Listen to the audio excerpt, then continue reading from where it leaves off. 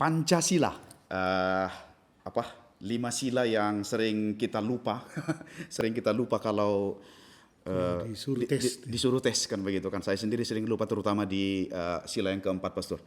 Tapi salah satu sejak tahun 2016 ya, salah satu yang sangat menguntungkan buat saya Pancasila ini adalah jadi tambah hari libur. Tanggal 1 Juni. Tidak kerja kau kan. Memang kaum proletar dan pekerja keras ini ya selalu menanti-nanti hari Dan libur. yang agak hebat kurasa ya, tanggal 1 Juni yang lalu ya, Iya. Presiden kita kan Itu yang mau kita bahas juga sekarang. ke Flores dia kan. Ngapain ke dia di ND? Kan gitu kan. Apa mau belajar poco-poco atau bagaimana kan? Jadi saudara-saudara, ND itu tempatnya kita tahu. Itu adalah untuk di Indonesia itu adalah pusatnya katakanlah banyak agama Katolik di situ, Pastor ya. iyalah. Banyak agama Flores, Katolik. ya. Tapi ngapainlah Jokowi ke situ? Ke ND dan berjumpa dengan para pastor-pastor SVD. Tahun barusan ya beberapa barusan. hari yang lalu ya. Bukan Pastor Kapusin dijumpainya. Itu menjadi pertanyaan. Saya agak keberatan sebenarnya, tapi kenapa Pastor SPD? Nah, itu kan. Yang di dulu Sanggul. Kebetulan Magnificat baru dari Dolok Sanggul. Pastor Etus. Pastor Etus dan kita mendatangkan Martin di sini ya. mendatangkan banyak duit ke sana untuk pembangunan gereja. Jadi kan Pastor ada saya mendengar pembicaraan antara Bung Karno sebagai pencetus Pancasila ini. Dan seorang pastor katanya Pastor Gerardus Hoiting kan gitu kan. Ditanya Pastor Gerardus ini sama Bung Karno ketika itu di mananya tempat mamanya Bung Karno ya, di mananya tempat mamamu yang beragama Hindu itu di dalam negara yang mayoritas Muslim ini.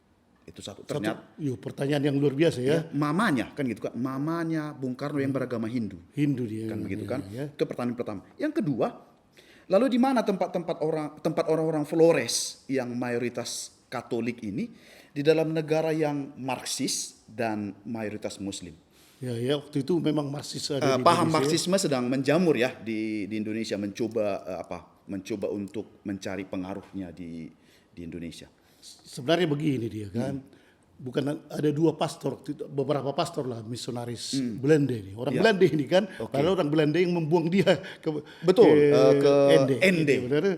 Waktu itu ND ini menjadi apa ya? Sangat terpencil lah, sangat terpencil ya. Sekarang sudah Kayak si Mangulapil itu ya. lebih terpencil lagi, harus menyeberang laut dan seterusnya kan. Jadi masuk akal. aman lah kalau dibuang Bung Karno ke sana. Nggak akan kemana-mana dia. Tidak ada demo lagi di sana kan gitu kan. Jadi waktu itu ada Johannes pastor itu ya, orang Belanda mereka, Johannes Boma dan Gerardus Hoiting ini mungkin dalam diskusi rupanya Soekarno waktu dibuang ke sana sering juga berjumpa dengan misionaris ini. Sangat dekat, bersahabat mereka kan. Dan pada satu diskusi mungkin atau berbicara-bicara pertanyaan yang tadi kan luar biasa pertanyaan itu membuka cakrawala Indonesia kan, di mana tempat mamamu yang beragama Hindu itu di negara yang mayoritas Muslim. Bagaimana Soekarno mendengarnya itu ya? Iya. Dia Mau kemana calon mamaku ini presiden kan gitu kan? Yang kedua lagi tadi kan Flores, di mana tempat orang-orang Flores? Bukan hanya orang Flores, akhirnya kan kita ini di daerah Batak kan, yang mayoritas Katolik atau Kristen atau apalah itu kan di negara yang mayoritas Muslim. Suatu pertanyaan yang luar biasa sebenarnya kan. Kalau sebagai orang intelektual pasti, bagaimana ya? Bukan, jadi tidak ada sekat-sekat. Mereka ini secara intelek ya. Kadang-kadang kita diskusi tapi langsung kekatolikan kultur. Betul. Kan? Harus dasar ilmiah dan dasar intelektualitas. ilmiah sehingga tidak ada yang sakit hati. Benar, diskusi. Kalau sekiranya aku sakit hati lah mamamu katanya kan. Iya, mamamu. Tapi orang Belanda mungkin ya. Orang Belanda tidak begitu mengerti barat rasa bahasa ya. Kan ini mamamu katanya kan. Jadi memang Soekarno dibuang ya oleh orang Belanda ke ND tanggal 14 Januari tahun 1934. Ya, untuk mengamankan karena banyak pengaruhnya Soekarno ini. Iyalah, kan, gitu supaya kan? jangan terjadi negara Dan Indonesia. dia belum presiden. Kan dan hampir 4 tahun, 3 tahun 9 bulan lebih lah dia di sana. Dan siapa yang intelektual rupanya di situ kan? Paling pastor-pastor misionaris kan. Benar. Bagaimana Bung Karno yang sangat intelektual dengan keluarganya ada mungkin juga, bagaimana dia mau bergaul dengan semua, dan inilah mungkin tempat saudara-saudara misionaris SPD orang Belanda ya, orang Jadi Belanda, melalui obrolan idenya Bung Karno tentang Pancasila ini muncul melalui obrolan-obrolan dengan inilah. intelektual ini. Jadi memang Bung Karno sendiri mengatakan kalau di dalam katanya itu, aku tidak mengatakan bahwa aku menciptakan Pancasila. Oke. Soekarno mengatakan itu ya. Ya. Apa yang kukerjakan hanya menggali jauh ke dalam bumi kami, tradisi-tradisi kami sendiri, dan aku menemukan 5 butir yang indah.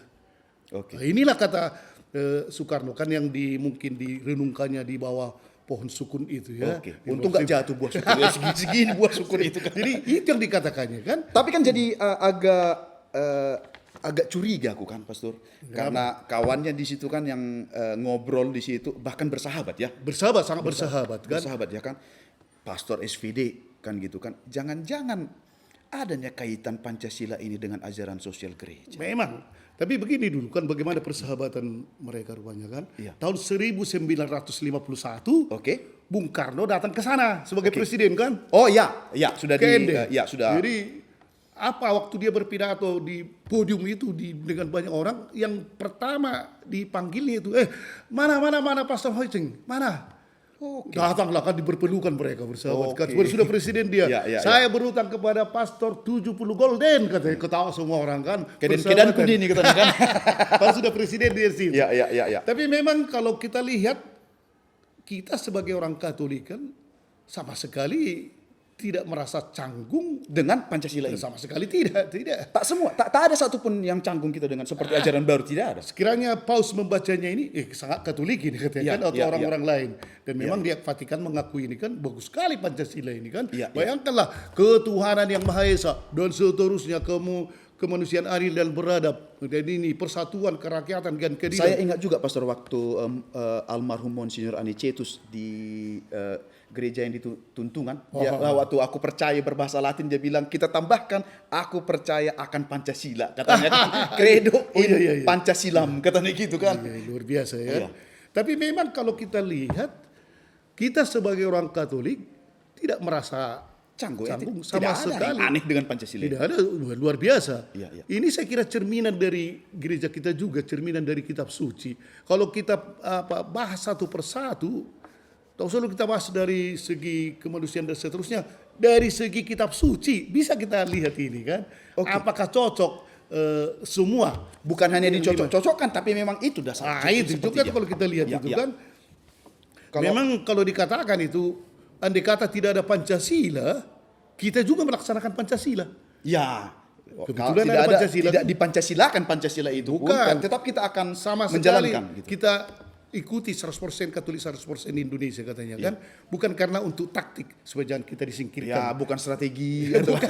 Enggak. Ya memang itu ajaran. Sangat natural itu kepada kita kan. Coba kita lihat satu persatu. Ketuhanan yang Maha Esa. Hampir lupa aku. Satu ketuhanan yang Maha Esa. Coba kita lihat di dalam kitab suci ada. Oke, waktu Musa. Dalam kitab Ulangan itu kan. Kitab Ulangan. Oke, lihat dulu. Ulangan 6 ayat 4. Ya. Dengarlah hai orang Israel. Tuhan itu Allah kita. Tuhan itu Esa. Ini jadi sudah ketuhanan yang Maha Esa. Cocok kali.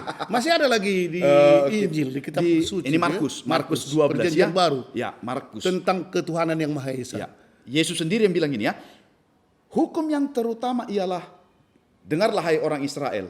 Tuhan Allah kita, Tuhan itu Esa. Apa lagi? Selesai. Perjanjian lama, perjanjian baru, bahkan mungkin perjanjian yang akan datang, akan ada di ketuhanan yang Maha Esa ini. Jadi ini. Kasihilah Tuhan Allahmu katanya itu kan, dengan segenap hatimu, dengan segenap jiwamu, dan dengan segenap akal budimu, dan dengan segenap kekuatanmu mencintai Tuhan Allah yang Esa. Itu satu udah beres. Yang kedua, clear. Coba. Kita masuk ke yang sila kedua. Jangan salah kau. Kemanusiaan yang adil dan beradab. Karena saya nyontek ini. Oke. Dalam kitab suci ada itu. Oh ya. Coba kita lihat. Kita coba. Kemanusiaan yang adil dan beradab. Saudara-saudara, Yesaya 56 ayat 1. Beginilah firman Tuhan. taatilah hukum dan tegakkanlah keadilan. keadilan, adil dan beradab tadi. Sebab sebentar lagi akan datang keselamatan yang daripadaku dan keadilanku akan dinyatakan. Itu Yesaya. Dari perjanjian lama pun sudah ada. Ya. Nah, Pak, jadi orang Katolik sudah jelas keadilan. Ini ya kemanusiaan yang adil, kemanusiaan ya, Ya. adil dan beradab. Tidak ada pertentangan, tidak ada diskusi. Udah Tidak selesai. dikatakan kekatolikan yang adil, tidak kemanusiaan. Sudah teh. Oke. Kalau dalam- ada lagi ulangan. Di sudah. ulangan dikatakan. Di ulangan 16 ayat 20 itu ada semata-mata keadilan. Itulah yang harus kau kejar, keadilan. Supaya engkau hidup dan memiliki negeri yang diberikan kepadamu oleh Tuhan Allah. Apa lagi? Katolik laksanakan, kan semua orang Kristen harus laksanakan Pancasila. Sudah dua. Tapi itu kita ke Itu kan perjanjian barunya. Yang itu yang berbunyi tadi semata-mata keadilan itulah yang harus kau kejar. Ya. Kau kejar itu keadilan itu semata-mata dikatakan kan sampai kata semata-mata dalam Yesaya supaya bagaimana engkau hidup dan memiliki negeri Indonesia. Indonesia yang diberikan kepada Perjanjian barunya. Oke, perjanjian baru coba. Ada Matius 22 itu mulai dari ayat 36 dikatakan ini. Guru, hukum manakah yang terutama dalam hukum Taurat? Jawab Yesus kepadanya, kasihilah Tuhan Allahmu dengan segenap hatimu dan dengan segenap jiwamu dan dengan segenap akal budimu. Itulah hukum yang terutama dan yang pertama. Nah ini, jadi kemanusiaan yang adil dan beradab. Hukum mana ya? Ini kasihlah Tuhan Allahmu dengan tapi juga dengan segala itulah hukum yang terutama yang pertama. Di situ keadilan yang beradab itu kan. Ya. Oke. Ada lagi saya kira perjanjian baru ya. Di Matius 5, apabila kamu mengasihi orang yang mengasihi kamu, ini dia. Apabila kamu mengasihi orang yang mengasihi kamu, apakah upahmu? Katanya. Bukankah pemungut cukai juga berbuat demikian? Jadi tidak begitu beradab itu dan tidak begitu adil kalau kita hanya mengasihi orang yang mengasihi kita. Adil tapi tidak beradab kan begitu kan? Iya. Jadi ini diajak kita sebagai orang Kristen orang Katolik itu mengasihi semua agama apapun, kedudukan apapun, suku apapun, etnis apapun. Inilah apabila kamu mengasihi orang yang mengasihi apa itu? Nah ini, jadi itulah menurut saya kemanusiaan yang adil dan beradab. Bukan hanya adil. Bukan atau, bukan atau adil atau beradab. Strip. Bisa saja kan adil tapi tak beradab. Itu dia. Adil itulah itu. Oke. Adil dan bertuhan, begitulah jadinya. Yang ketiga. Tahu kau? Persatuan Indonesia. Oke, Persatuan Indonesia. Kalau itu mudah. Oke, karena hanya dua kata, Persatuan Indonesia, kan gitu kan. Coba Persatuan Indonesia ini penting sekali yang sekarang itu kalang kabut kita kan. Iya, Bah. Aduh ini bagaimana kenapa kita tidak bersatu? Sialnya jangan-jangan dipermainkan oleh negara-negara besar kita ini kan. Betul. Mengambil nikel itu, nikel. Ya, nikel, kalau lalu kemudian emas juga yang Emas, di Papua kan. sengaja kita dibuat. Iya, dan kacau ada balau. pula orang yang mau kan. Itu. dia. Coba Ada Persatuan pula. Indonesia penting Persatuan sekali. Indonesia. Dari kitab suci bagaimana persatuan? Tapi para pemirsa, kami ingin sampaikan bahwa kitab suci bukan diambil, Pancasila bukan didasarkan pada kitab suci. Gitu harus kita pastikan, Pastor ya. Iya. Tapi kitab suci dan Pancasila itu seperti Nilai-nilai itu. nilai-nilai Ya, itu bersaudara, sangat, begitu, sangat, sama. sangat Oke. dekat ya. Persatuan Indonesia. Apa? Sila ketiga di 1 Korintus 1 ayat 10. Bunyinya begini. Tetapi aku menasihati kamu, saudara-saudara, demi Tuhan kita Yesus Kristus, supaya kamu seia sekata dan jangan ada perpecahan di antara kamu, tetapi sebaliknya supaya kamu erat, bersatu dan sehati Sebagai berpikir. negara jangan harus kita seia sekata tentang Pancasila ini. Jangan ada perpecahan. Aduh, sekarang ini demo. Aduh, kemana? Kapan kita mau bergerak? Ya. Kapan kita mau maju? Kan terus demo kasihan kali kan? Bahkan Yesus sendiri menjelang akhirnya kan di Yohanes 17 itu panjang kali dia berdua demi persatuan. Ini juga. Semoga mereka menjadi satu. Ut omnes unum sin.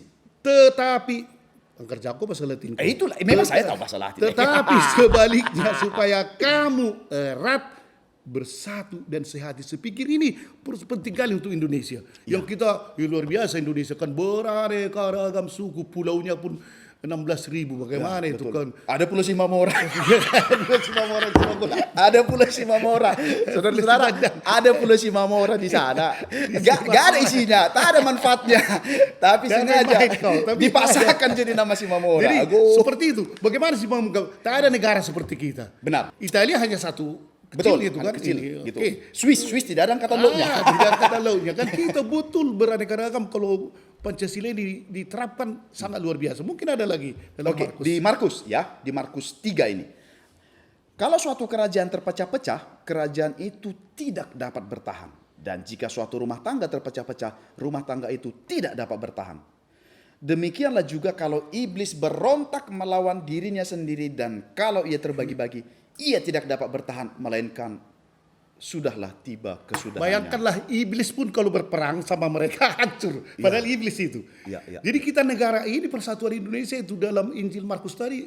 Kalau memang kerajaan terpecah-pecah hancur. Kalau kita terpecah-pecah antara Pulau Sumatera dan ini pecah. Suku ini Ya, ya. bertempur. Dan kita akhirnya tak ada lagi Indonesia. Ya, Tak ya, ada lagi ya. ini. Oke.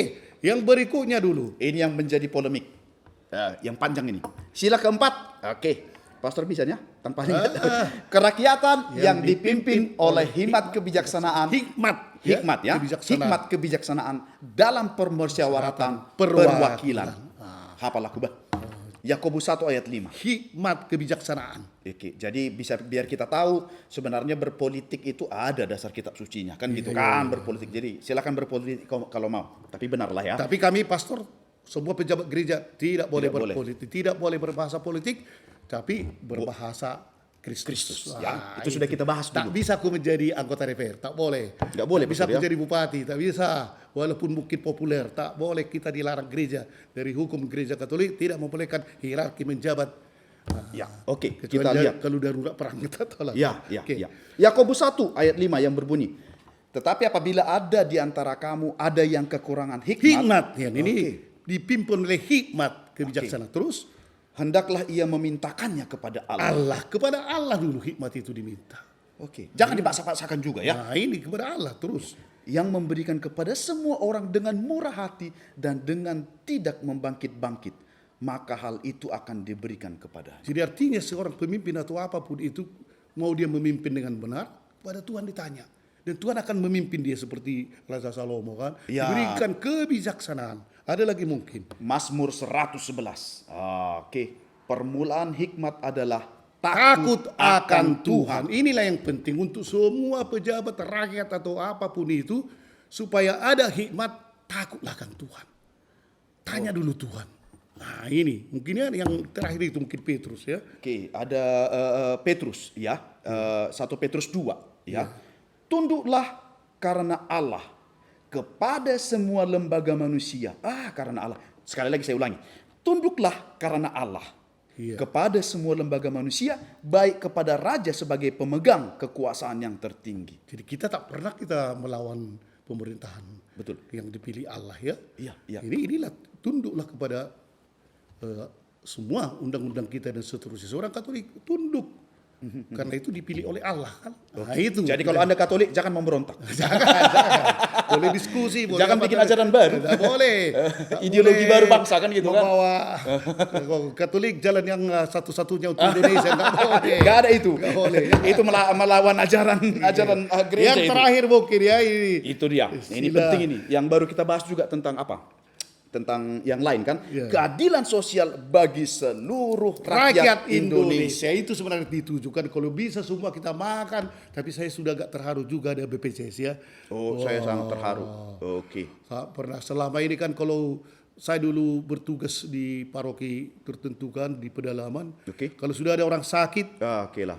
terus sudahlah Menjual lah itu. kas sosial gereja habis, sedikitnya kas sosial. Take and Akhirnya dia less. menjual kerbau, menjual ini. Sawah. Dan kemudian kadang-kadang orang itu Mati mengatakan, udahlah lebih baik aku meninggal daripada anak-anakku tidak sekolah. Katanya, sedih kali kalau aku ingat. Tapi sekarang, BPJS. penyakit. Luar biasa pemerintah Bisulan ini. pun BPJS. Iya, luar biasa. Jadi kita harus salut kepada Pemerintah, ini ya. ya. Ya, oke. Jadi ini keadilan sosial. Coba apa dikatakan dalam kitab suci. Di Mazmur 82. Iya. Berilah keadilan kepada orang yang lemah dan kepada anak yatim. Oh, saya anak yatim, Pastor. aku yatim piatu. Tapi Pastor udah tua. Harus dibawa aku ke tempat. Di Magnificat itu kan kami ada apa? Komunitas anak yatim. Ada si Gio, ada si Grace, ada si Adel. Saya sudah Kalau yatim Pastor piatu. udah terlalu tua, udah ada Pulau Simamora di situ aja Pastor nanti. Oke, berilah keadilan kepada orang yang lemah dan kepada anak yatim. Belalah hak orang sengsara dan orang yang kekurangan. Nah itulah keadilan sosial ya. Keadilan sosial bagi seluruh rakyat Indonesia harusnya ini kepada anak yatim, itu yang paling lemah ya. Iya, iya. Belalah orang yang sengsara dan orang yang berkekurangan. Ini. Jadi pas sekali itu keadilan sosial bagi seluruh rakyat Indonesia. Tidak dikatakan keadilan sosial bagi seluruh Katolik Indonesia. Tidak ada itu. Seluruh. Apalagi yang dikatakan di sini ya. Keadilan sosial bagi seluruh anggota DPR. Boleh kan? Harus kepada semua rakyat Indonesia. Okay. Khususnya yang sengsara itu ya. Ya. Jadi Dalam Amsal mungkin ada juga dalam Amsal kan? Ini Amsal ini. Ingat Amsal 16 ayat 8 ini. Lebih baik penghasilan sedikit disertai kebenaran daripada penghasilan banyak tanpa keadilan. Ini luar biasa ya. Tapi kita ingin penghasilan besar-besar, mencuri pun nggak apa-apa, korupsi pun apa-apa. Dalam Amsal lebih baik sedikit penghasilan tapi benar. Oke. Tapi jangan pula semakin parah ya kan. Udahlah sedikit penghasilannya nggak benar pula. Tapi sebenarnya kan kita ingin banyak padahal tidak benar. Ini harus diingatkan oleh Amsal. Itu tidak adil. Tidak ada keadilan sosial seperti itu kan. Mungkin dalam Lukas juga ada ya. Ya, di Lukas 4 ini ayat 18 ya. Ini dia. Roh Tuhan ada padaku. Ini Yesus yang mengatakan sendiri ya.